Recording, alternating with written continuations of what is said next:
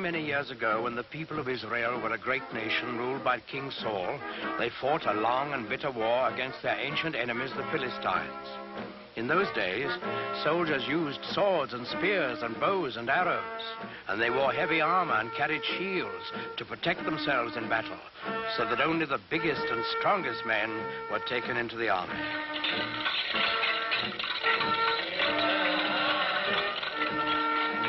Well, in this war, the Israelites and the Philistines were pretty evenly matched.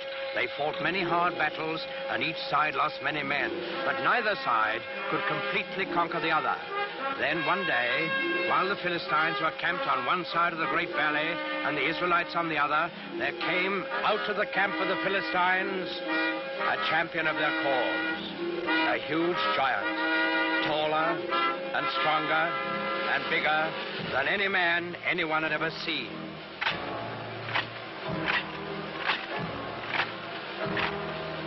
He wore very heavy armor, and his face was fierce and cruel, so fierce and cruel that it would strike fear into the hearts of the bravest. This was Goliath, the giant of Gath. He strode to the center of the valley, faced the armies of Israel, and in a voice like thunder, he hurled this defiance at them. I am Goliath, the giant of Gath, and the Philistines have chosen me as their champion.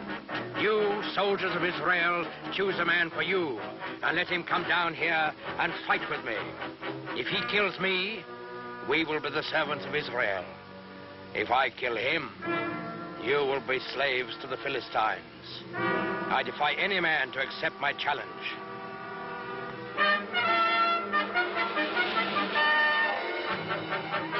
When the men of Israel saw Goliath and heard his defiant challenge, they were afraid, for they had no one to match his size and strength.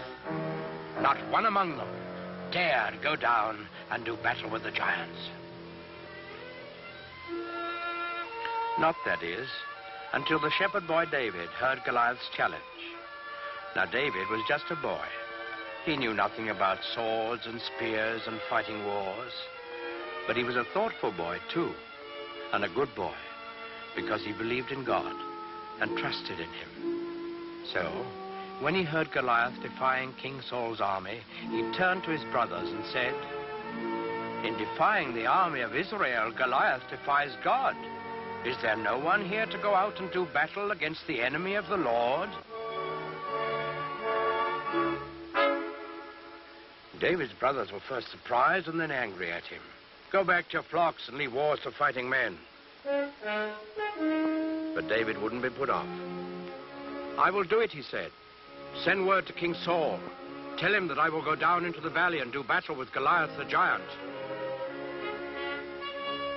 When the king saw how determined David was, he gave him his blessing and offered him his own royal armor and sword. But David wouldn't take them. He wasn't a soldier. Instead, he went to a nearby stream and selected 5 smooth stones. He put these in his shepherd's bag. He took his stick in his left hand, and in his right hand he held a slingshot. That's all. With both armies looking on, excited and expectant, David went down into the valley to meet Goliath. They met in the middle of the valley. David looking up at the giant, confident and unafraid, and Goliath looking down on the unarmed boy with eyes full of hatred. Suddenly, the giant Philistine roared in a terrible fury. "I have defied all the armies of Israel to give me a man to fight, and they have sent a boy against me. What? Am I a dog that you come against me with a stick?" David answered him calmly.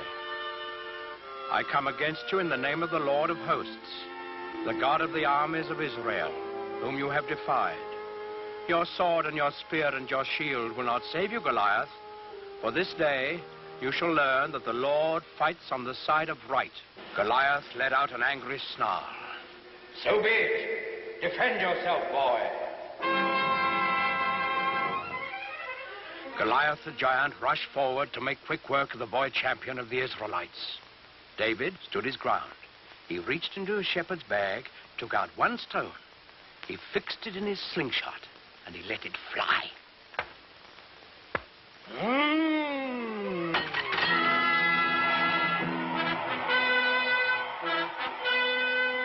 The giant was dead, and the simple shepherd boy, who trusted in God, had done what all of King Saul's army hadn't been able to do. David lifted his eyes to heaven, and he whispered a prayer.